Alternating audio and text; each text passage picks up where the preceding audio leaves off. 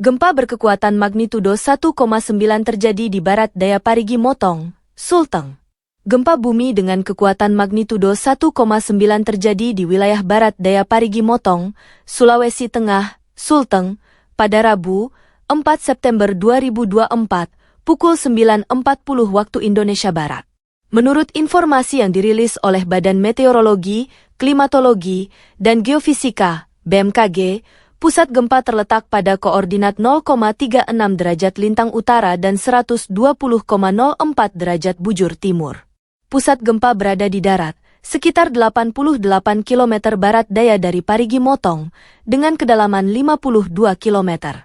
Hingga berita ini diterbitkan, belum ada laporan resmi mengenai kerusakan bangunan atau korban jiwa yang disebabkan oleh gempa tersebut.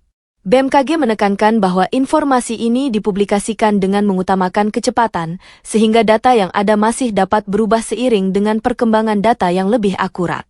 Masyarakat diimbau untuk tetap tenang dan waspada, meskipun potensi gempa susulan pada magnitudo kecil seperti ini biasanya rendah. BMKG akan terus memantau situasi dan memberikan pembaruan informasi jika ada perkembangan lebih lanjut terkait gempa ini. Penting bagi masyarakat untuk selalu mengikuti petunjuk dan arahan resmi dari BMKG dan otoritas setempat untuk memastikan keselamatan mereka. Kewaspadaan dan kesiapsiagaan sangat penting, meskipun gempa yang terjadi relatif kecil, guna mengantisipasi kemungkinan gempa yang lebih besar di masa mendatang. Jika terjadi situasi darurat atau kerusakan akibat gempa ini, masyarakat diharapkan segera melaporkannya kepada pihak berwenang untuk penanganan yang cepat dan tepat. Dengan langkah-langkah mitigasi yang tepat, diharapkan dampak dari gempa ini dapat diminimalisir dan keselamatan warga tetap terjaga. Hingga kini gempa megatrust yang berpotensi bencana tsunami selalu menghantui masyarakat Indonesia. Terkini, ada kabar bahwa 3 kabupaten di daerah istimewa Yogyakarta, DIY, berpotensi terjadi tsunami jika gempa megatrust benar-benar terjadi, yakni Kabupaten Gunung Kidul, Bantul dan Kulon Progo. Sebab, 3 wilayah ini berada di pesisir selatan. 3 wilayah ini yang terdampak kalau seandainya terjadi tsunami. Kalau gempanya, semua wilayah pasti terdampak, kata Noviar Rahmat, Kepala Pelaksana BPBD DIY, Selasa, 3 September 2024. Sebab, berkaca dari gempa berkekuatan magnitudo 5,8 pada 26 Agustus lalu, titik epicentrum berada di jalur megatrust yaitu barat daya Gunung Kidul dengan kedalaman 32 km. Berdasarkan hasil identifikasi BPBD, total ada 107 bangunan rumah SDY yang rusak ringan. Sebagian besar di Kapanewon Semanu, Gunung Kidul, 18 rumah di Kabupaten Bantul dan 3 di Kulon Progo.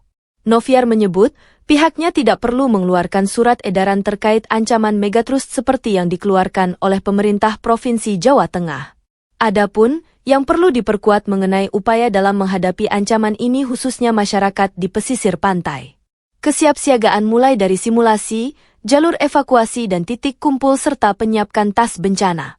Pada 2023 lalu, masyarakat di sepanjang Pantai Glagah, Kabupaten Kulon Progo meliputi 6 kalurahan sudah dibekali simulasi dengan pemasangan jalur evakuasi. Begitu juga di Pantai Selatan Gunung Kidul serta tahun ini di Pantai Selatan Kabupaten Bantul. Sementara, langkah yang dilakukan oleh BMKG pada 2023 melalui ASEAN Regional Disaster Emergency Response Simulation Exercise, ARDES. Simulasi menghadapi ancaman megatrust diikuti 15 negara ASEAN baik TNI Polri maupun tenaga kesehatan. Artinya, masyarakat di Yogyakarta sudah lebih siap. Kendati demikian, bukan berarti mengabaikan peringatan yang dikeluarkan oleh BMKG. Tentunya, hal ini perlu ada kerjasama multipihak untuk memberikan simulasi, edukasi dan sosialisasi, terutama bagi masyarakat pesisir ketika terjadi megatrust. Karena waktunya tidak ada yang tahu dan tidak ada satupun teknologi yang bisa memprediksi kapan terjadi, tuturnya. Sebelumnya, peneliti Pusat Riset Kebencanaan Geologi, Badan Riset dan Inovasi Nasional, BRIN, Nuraini Rahma Hanifa ikut buka suara soal gempa megatrust. Hal ini Nuraini sampaikan dalam gelar wicara tentang megatrust yang diikuti secara daring di Jakarta, Jumat, 30 Agustus 2024. Dia menyatakan tidak ada waktu pasti soal kapan gempa megatrust terjadi di Indonesia. Jika ada informasi tentang tanggal, bulan, dan tahun kapan gempa akan terjadi maka bisa dipastikan itu hoaks. Tapi kalau peristiwa megatrust memang benar ada.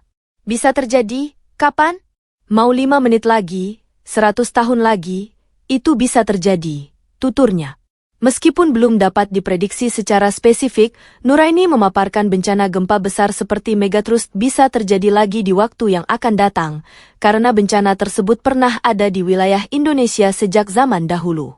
Adapun, lokasi bencana ini diperkirakan bisa terjadi di sebelah barat Pulau Sumatera hingga selatan Pulau Jawa, mengingat daerah tersebut merupakan daerah pertemuan antara lempeng Eurasia dan lempeng Indo-Australia yang rawan akan guncangan.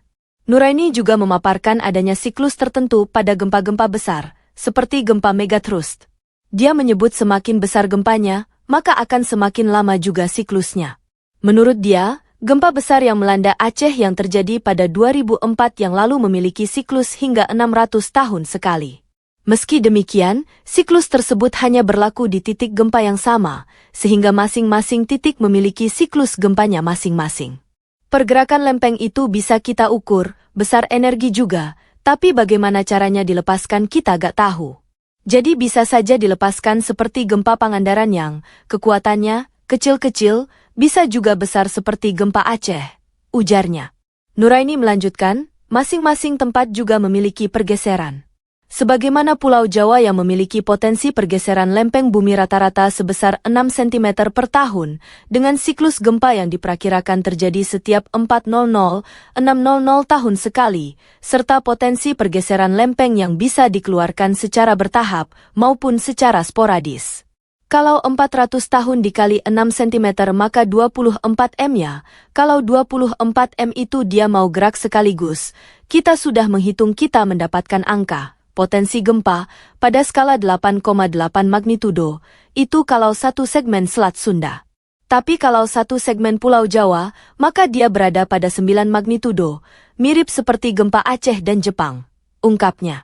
Namun demikian, dengan kekuatan gempa yang sama seperti di Aceh, Nuraini menyoroti Jepang memiliki korban jiwa yang lebih sedikit, yaitu sekitar 1/10 dari korban jiwa yang ada di Aceh. Oleh karenanya, dia menekankan seluruh pihak untuk bekerja sama dalam upaya mitigasi bencana yang tepat, sehingga dapat mengurangi risiko kebencanaan untuk dapat menyelamatkan nyawa lebih banyak lagi jika terjadi gempa. Seperti dikutip dari laman BMKG, bahwa informasi terkini tentang potensi gempa megatrust di beberapa zona di Indonesia yang dirilis Badan Meteorologi, Klimatologi, dan Geofisika, BMKG, bukan sebuah peringatan dini, apalagi bermaksud menakut-nakuti, melainkan sebagai pengetahuan yang harus diketahui agar kita siaga. Berikut tindakan yang perlu Anda lakukan saat terjadi gempa. Saat gempa terjadi, berusahalah untuk tidak panik dan tetap tenang. Tarik napas dalam-dalamnya, lalu lihatlah keadaan sekitar dan pilihlah tempat yang aman untuk berlindung. Jika pada saat gempa sedang berada di dalam penginapan, berusahalah menyelamatkan diri dan orang yang ada di sekitarmu. Berlindung di bawah meja adalah tempat terbaik untuk melindungi diri dari benda-benda yang berjatuhan akibat gempa. Setelah itu, lindungi kepala dengan benda empuk. Misalnya bantal, helm, papan, atau yang paling praktis kamu bisa menggunakan kedua tangan dengan posisi tertelungkup. Jika pada saat gempa terjadi kamu sedang berada di luar ruangan, tindakan pertama yang harus dilakukan adalah bergerak menjauhi gedung dan tiang lantas menuju daerah terbuka. Tetap tenang dengan menarik napas dalam-dalam dan jangan lakukan apapun. Sebab, biasanya setelah gempa pertama akan terjadi gempa susulan. Jika saat itu kamu sedang berada di kerumunan, biasanya akan terjadi kepanikan. Untuk menghindari hal tersebut kamu bisa perhatikan arahan petugas penyelamat dan usahakan langsung menuju ke tangga darurat untuk menuju ke daerah terbuka. Jika gempa terjadi saat kamu sedang berada di gunung, bergeraklah menuju daerah lapang untuk berlindung. Hindari daerah dekat lereng karena ada kemungkinan akan menimbulkan longsor dan mengancam keselamatan jiwa. Gempa di bawah laut bisa menimbulkan gelombang tsunami. Jika gempa itu terjadi, bergeraklah ke dataran yang lebih tinggi. Bagi yang sedang melakukan perjalanan saat terjadi gempa, berpeganglah erat agar tak terjatuh. Berhentilah di tempat yang lapang dan berhentilah di sana. Gempa bumi terkini melanda di wilayah Bantul, Daerah Istimewa Yogyakarta, DIY, pada Rabu 4 September 2024 siang. Berdasarkan BMKG Jogja, Gempa bumi itu terjadi pada pukul 12.42 waktu Indonesia Barat. Kekuatan gempa bumi yang melanda daerah tersebut yakni magnitudo 2,6 SR. Pusat gempa bumi berada di laut 81 km barat darat Bantul, Yogyakarta. Kedalaman pusat gempa berada di kedalaman 21 km. Berikut data gempa berdasarkan unggahan akun resmi BMKG Jogja. Informasi gempa, magnitudo 2,6, 4 September 2024, pukul 12:42 menit 10 detik waktu Indonesia Barat, WIB. Lokasi, 8,58 Lintang Selatan, LS, 110,07 Bujur Timur, BT, 81 km Barat Daya Bantul, Daerah Istimewa Yogyakarta, kedalaman 21 km. Penting bagi masyarakat untuk selalu mengikuti petunjuk dan arahan resmi dari BMKG dan otoritas setempat untuk memastikan keselamatan mereka. Kewaspadaan dan kesiapsiagaan sangat penting, meskipun gempa yang terjadi relatif kecil, guna mengantisipasi kemungkinan gempa yang lebih besar di masa mendatang. Jika terjadi situasi darurat atau kerusakan akibat gempa ini, masyarakat diharapkan segera melaporkannya kepada pihak berwenang untuk penanganan yang cepat dan tepat.